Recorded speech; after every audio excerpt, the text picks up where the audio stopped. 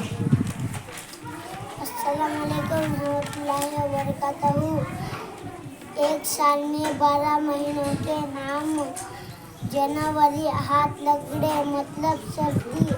फरवरी खुद को गले लगाएं। मार्च फौजियों की तरह मार्च करें।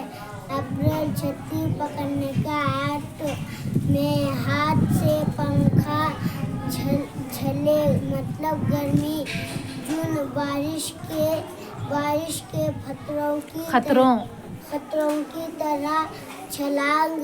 जुलाई आहिस्ता तालियां। अगस्त परचम लहराए। सितंबर किताब खोलने का एक्ट।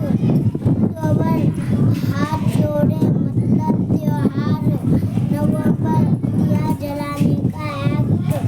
दिसंबर सर्दी में कांपने का एक्ट। शुक्रिया।